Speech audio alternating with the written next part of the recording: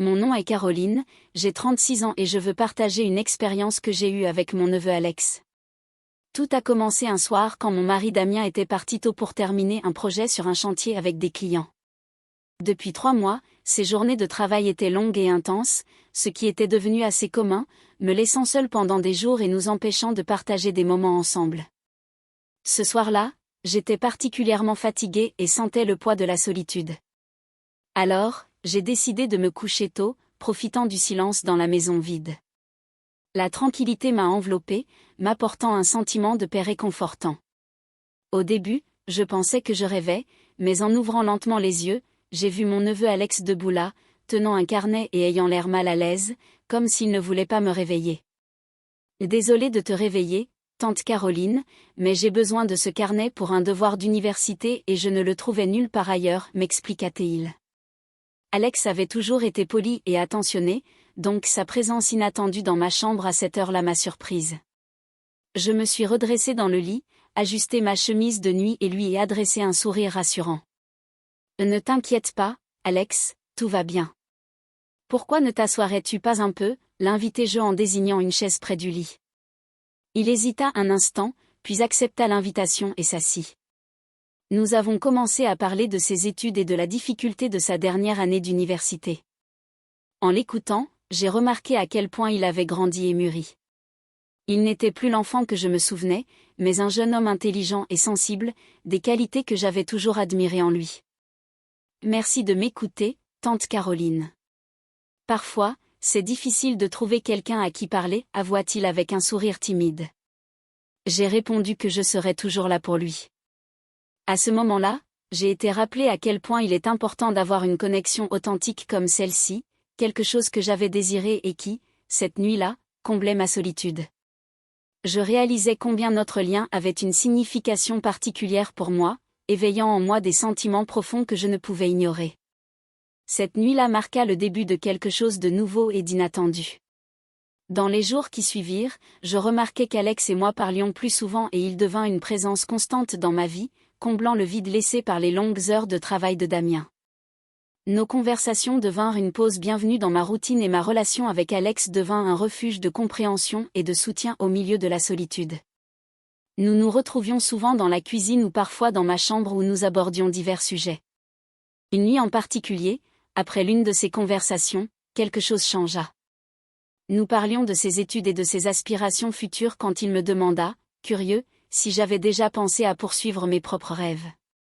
Sa question me prit par surprise car personne ne m'avait posé cette question depuis longtemps.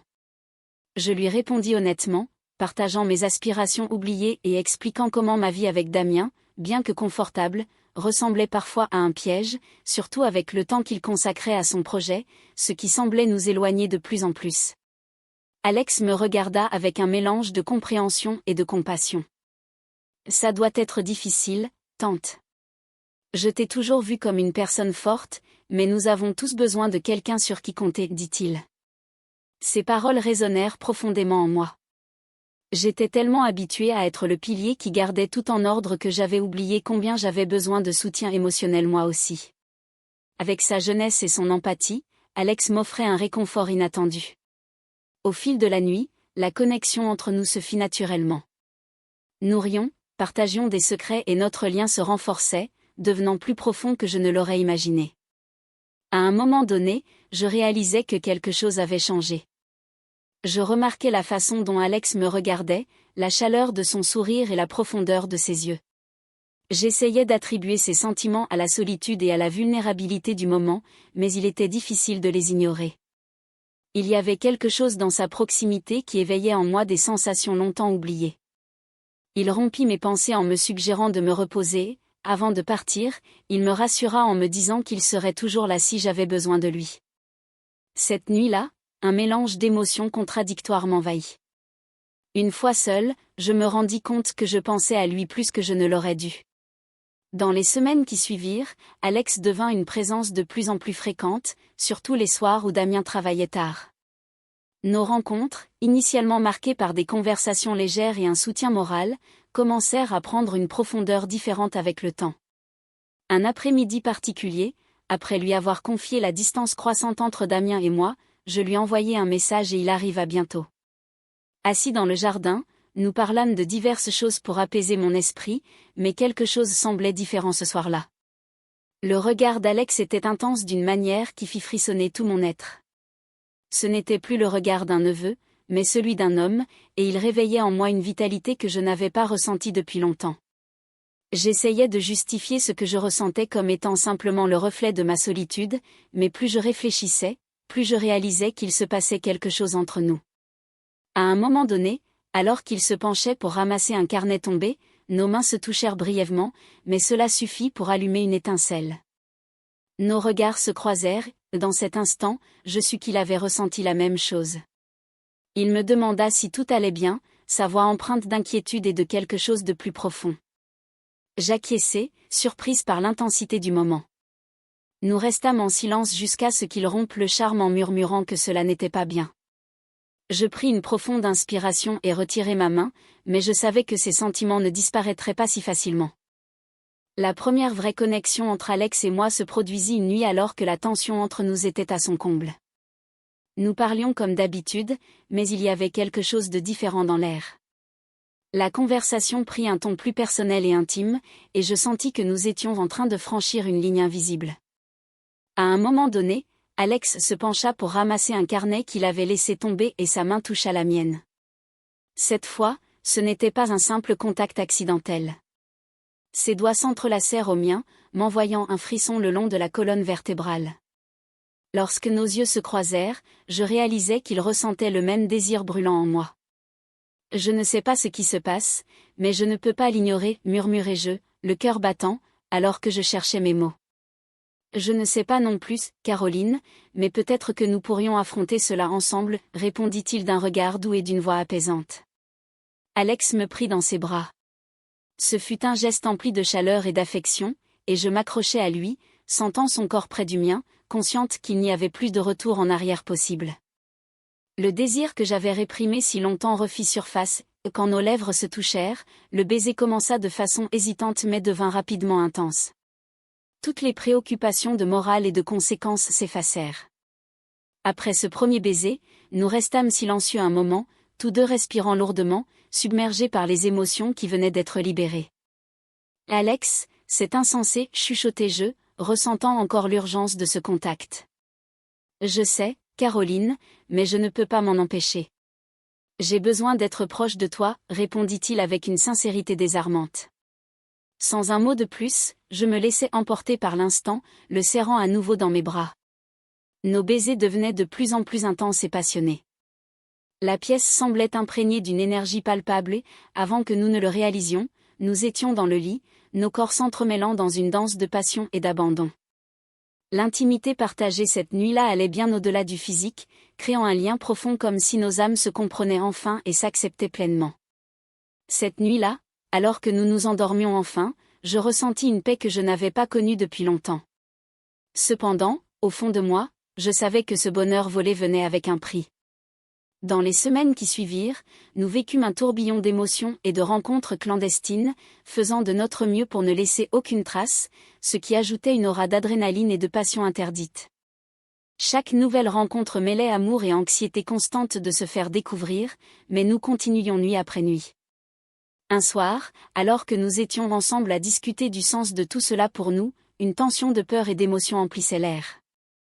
« Caroline, je ne sais pas combien de temps nous pourrons continuer comme ça, dit Alex, la voix chargée d'inquiétude. Il faut être prudent, suggérai-je, cherchant un moyen de rester ensemble sans tout risquer. Il me regarda avec une gravité qu'il montrait rarement et une lueur d'espoir brilla dans ses yeux. Nous décidâmes de maintenir notre relation discrète et de prendre toutes les précautions nécessaires pour éviter d'être découverts, mais l'intensité de nos sentiments ne faisait que grandir. Chaque rencontre devenait un mélange d'amour fugace et de peur constante du tabou que nous bravions. Avec une voix marquée par l'inquiétude, je lui avouai que je ne pouvais plus être sans lui, qu'il était trop tard pour revenir en arrière. Brisant le silence, Alex suggéra que nous pourrions continuer à nous voir en secret mais avec une extrême prudence. On ne peut pas se permettre d'erreur, dit-il avec détermination. J'acquiesçai, réalisant que c'était notre seule option pour le moment. Ainsi, nous scellâmes notre pacte, décidés à garder notre relation cachée, pleinement conscient des risques mais déterminé à les affronter pour l'amour qui nous unissait. Une nuit, alors que nous étions ensemble dans ma chambre, un bruit se fit entendre depuis le salon. Dans un moment de panique, je tirai Alex dans le placard. Il était là, tremblant, et une vague de culpabilité m'envahit. « C'est trop risqué, chuchotai-je. » Il acquiesça, sa voix tremblante, et dit que nous devions être plus prudents. Je hochai la tête, admettant qu'il avait raison. Nous avions eu de la chance cette fois-là, mais nous ne pouvions pas compter dessus indéfiniment. Nous devions être plus intelligents et plus discrets. Pourtant, je voyais dans ses yeux qu'il n'était pas totalement convaincu que les soupçons étaient levés. Des semaines après cet incident, Alex se concentra sur ses examens finaux pour sa dernière année d'université, tandis que je commençais à me sentir mal, tourmenté par des nausées depuis plusieurs semaines. Au fond de moi, je savais que quelque chose n'allait pas, et le poids émotionnel de ce qui se passait pesait lourdement sur moi. J'essayais d'ignorer ces symptômes, de ne pas trop y penser.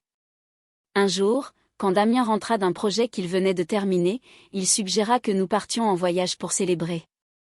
J'acceptai mais mentionnai que je ne me sentais pas bien et que je devais aller à l'hôpital. Inquiet, Damien appela un médecin pour venir à la maison. Quelques heures plus tard, après les examens, le médecin confirma avec un sourire que j'étais enceinte de 2 mois. Damien était surpris et confus, me demandant comment cela avait pu arriver puisque cela faisait un moment que nous n'avions pas été intimes. J'acceptai de partir en voyage avec Damien. Une fois de retour à la maison, je me préparais à lui expliquer la situation.